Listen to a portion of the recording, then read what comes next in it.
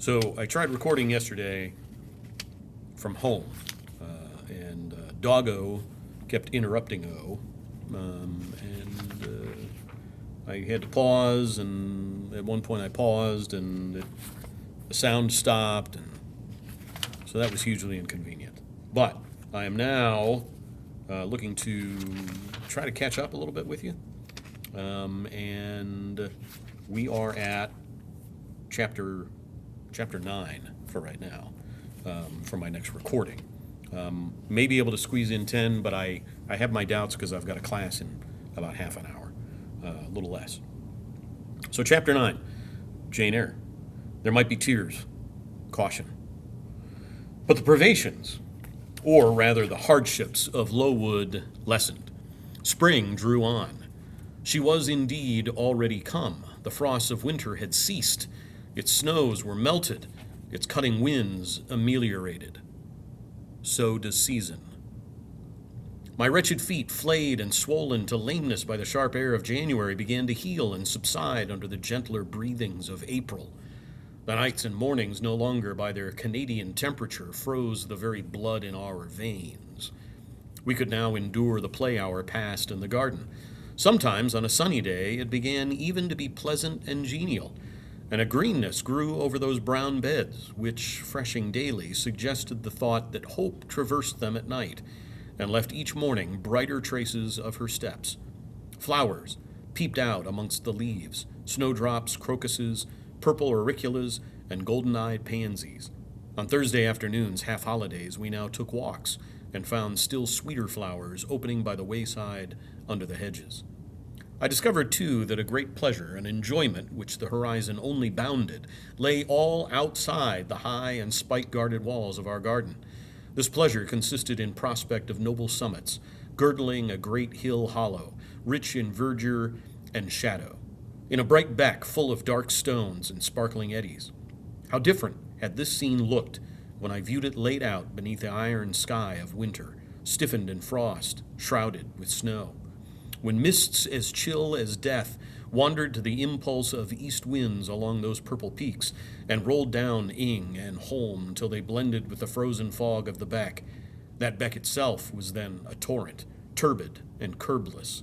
It tore asunder the wood, and sent a raving sound through the air, often thickened with wild rain or whirling sleet, and for the forest on its banks, that showed only ranks of skeletons. April advanced to May. A bright, serene May it was. Days of blue sky, placid sunshine, and soft western or southern gales filled up its duration. And now vegetation matured with vigor. Lowood shook loose its tresses. It became all green, all flowery. Its great elm, ash, and oak skeletons were restored to majestic life. Woodland plants sprang up profusely in its recesses. Unnumbered varieties of moss filled its hollows, and it made a strange ground sunshine out of the wealth of its wild primrose plants. I have seen their pale gold gleam in overshadowed spots like scatterings of the sweetest luster. All this I enjoyed often and fully, free, unwatched, and almost alone. For this unwanted liberty and pleasure there was a cause, to which it now becomes my task to advert.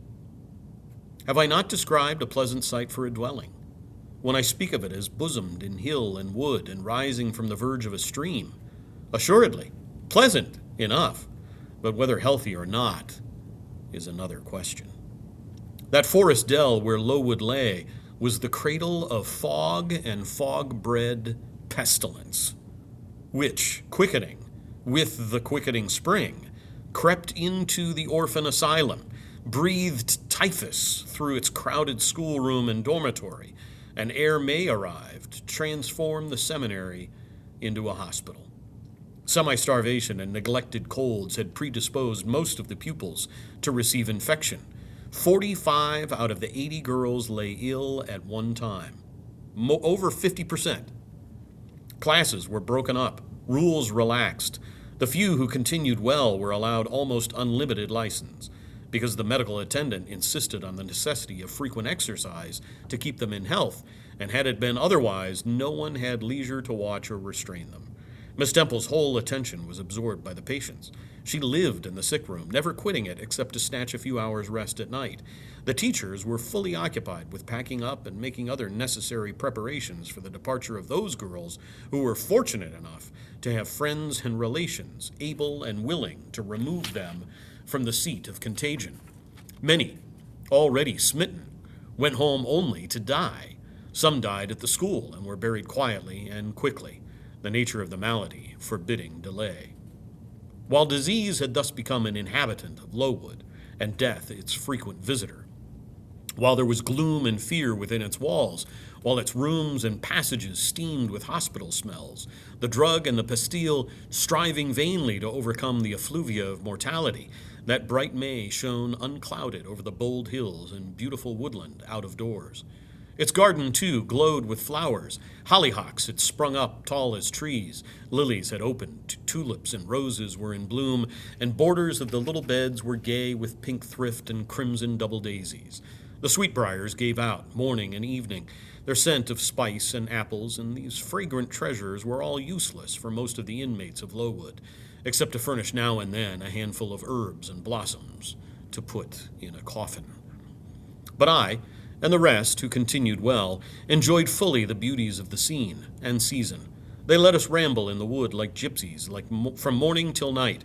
We did what we liked, went where we liked. We lived better, too.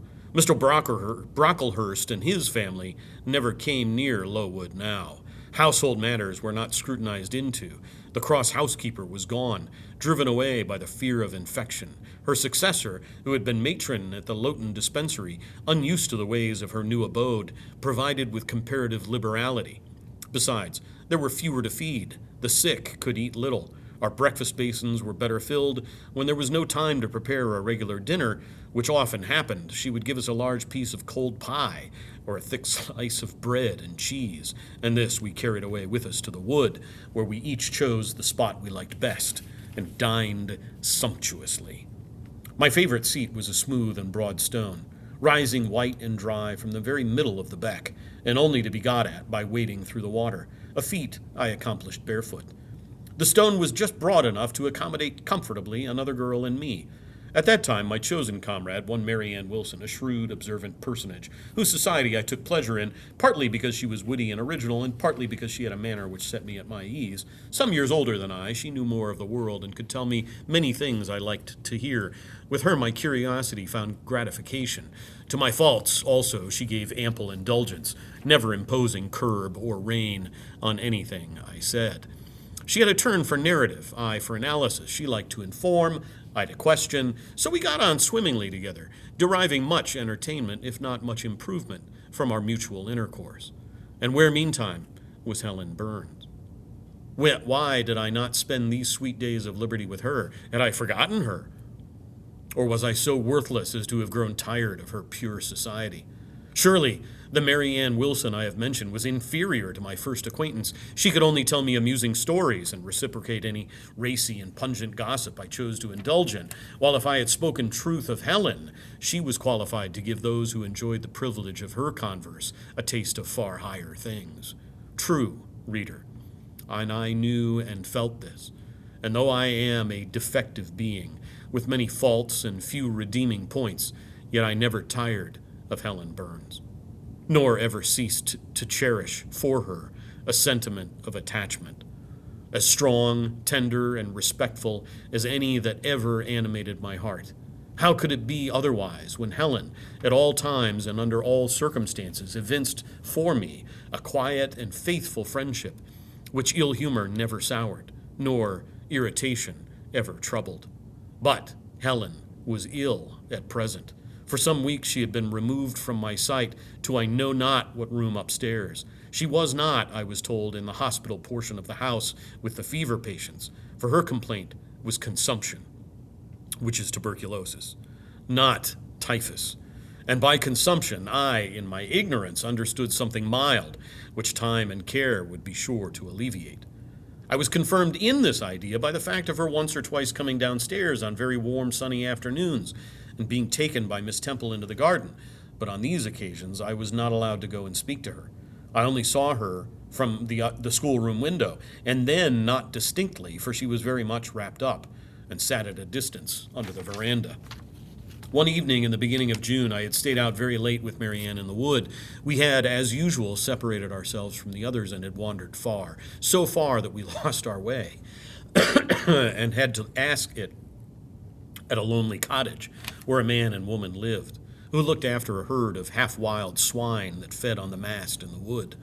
When we got back, it was after moonrise. A pony, which we knew to be the surgeon's, was standing at the garden door.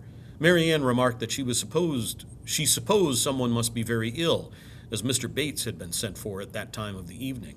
She went into the house. I stayed behind a few minutes to plant in my garden a handful of roots I had dug up in the forest, and which I feared would wither if I left them till the morning. This done, I lingered yet a little longer. The flowers smelt so sweet as the dew fell. It was such a pleasant evening, so serene, so warm, the still glowing west promised so fairly another fine day on the morrow. The moon rose with such majesty in the grave east. I was noting these things and enjoying them as a child might, when it entered my mind as it had never done before. How sad to be lying now on a sick bed, and to be in danger of dying. The world is pleasant.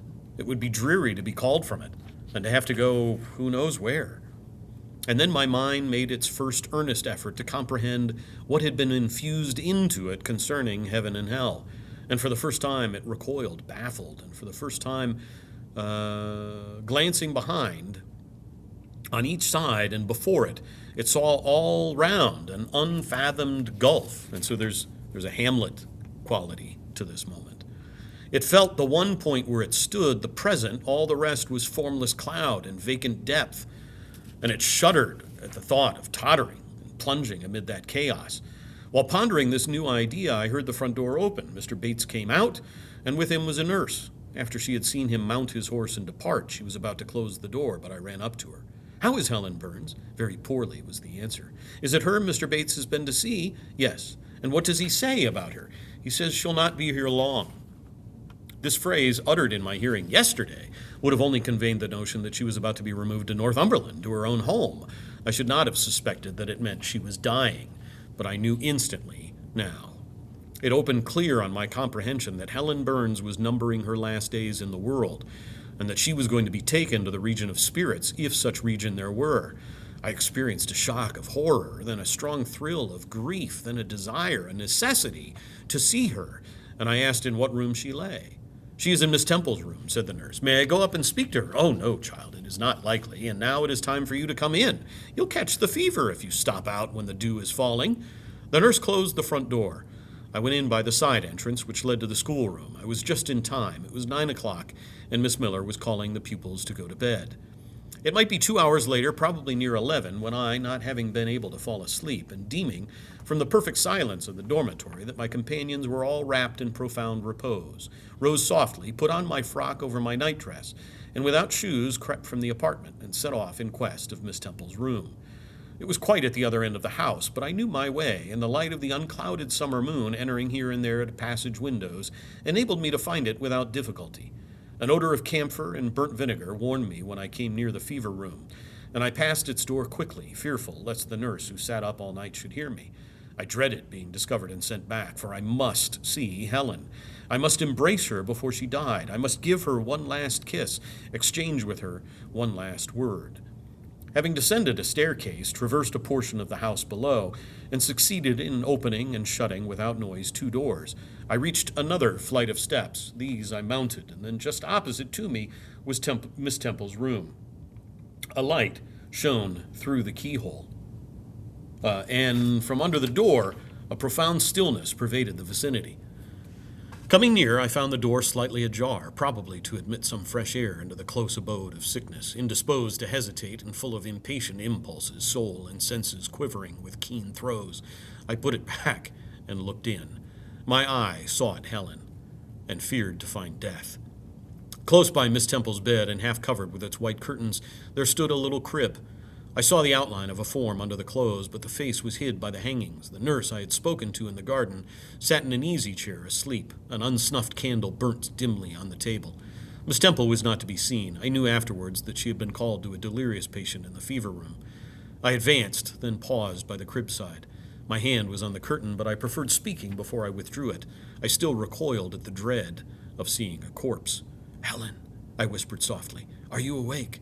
She stirred herself, put back the curtain, and I saw her face, pale, wasted, but quite composed. She looked so little changed that my fear was instantly dissipated. "Can it be you, Jane?" she asked in her own gentle voice. "Oh," I thought, "she is not going to die. They're mistaken. She could not speak and look so calmly if she were."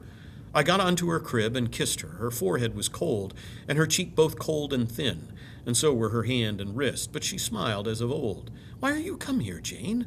It is past 11 o'clock. I heard it strike some minutes since. I came to see you, Helen. I heard you were very ill, and I could not sleep till I had spoken to you. You came to bid me goodbye, then. You are just in time, probably. Are you going somewhere, Helen? Are you going home?" "Yes, to my long home, my last home." "No, no, Helen." I stopped, distressed. While I tried to devour my tears, a fit of coughing seized Helen. It did not, however, wake the nurse. When it was over, she lay some minutes exhausted. Then she whispered, "Jane, your little feet are bare. Lie down and cover yourself with my quilt." I did so. She put her arm over me, and I nestled close to her. After a long silence, she resumed, still whispering, "I am very happy, Jane. And when you hear that I am dead, you must be sure and not grieve. There is nothing to grieve about. We all must die one day, and the illness which is removing me is not painful. It is gentle and gradual. My mind is at rest. I leave no one to regret me much. I have only a father, and he's lately married and will not miss me. By dying young, I shall escape great sufferings. I had not qualities or talents to make my way very well in the world. I should have been continually at fault. But where are you going to, Helen? Can you see? Do you know? I believe. I have faith. I am going to God. Where is God? What is God? My Maker and yours, who will never destroy what he created. I rely implicitly on his power and confide wholly in his goodness. I count the hours till that eventful one arrives which shall restore me to him and reveal him to me. You are sure then, Helen, that there is such a place as heaven, and that our souls can get into it when we die? I am sure that there is a future state. I believe God is good. I can resign my immortal part to him without any misgiving. God is my Father. God is my friend. I love him. I believe he loves me. And shall I see you again, Helen, when I die? You will come to the same region of happiness, be received by the same mighty universal parent. No doubt, dear Jane. Again, I questioned, but this time only in thought. Where is that region? Does it exist? And I clasped my arms closer round Helen. She seemed dearer to me than ever. I felt as if I could not let her go. I lay with my face hidden on her neck. Presently she said in the sweetest tone, "How comfortable I am. That last fit of coughing has tired me a little. I feel as if I could sleep, but don't leave me, Jane. I like to have you near me. I'll stay with you. Dear Helen, no one shall take me away. Are you warm, darling?" "Yes. Good night, Jane." "Good night, Helen." She kissed me, and I her, and we both soon slumbered. When I awoke, it was day. An unusual movement roused me. I looked up. I was in somebody's arms. The nurse held me. She was carrying me through the passage, back to the dormitory. I was not reprimanded for leaving my bed. People had something else to think about. No explanation was afforded then to my many questions, but a day or two afterwards, I learned that Miss Temple, on returning to her own room at dawn, had found me laid in a little crib, my face against Helen Burns's shoulder, my arms round her neck. I was asleep, and Helen was dead. Her grave is in Brocklebridge Churchyard. For 15 years after her death, it was only covered by a grassy mound, but now a gray marble tablet marks the spot, inscribed with her name and the word Resurgam. That's the end of chapter 9, and I think I'm going to have to pick up with chapter 10 maybe this afternoon. Might do 10, 11, 12. We'll see. Okay? Cheers.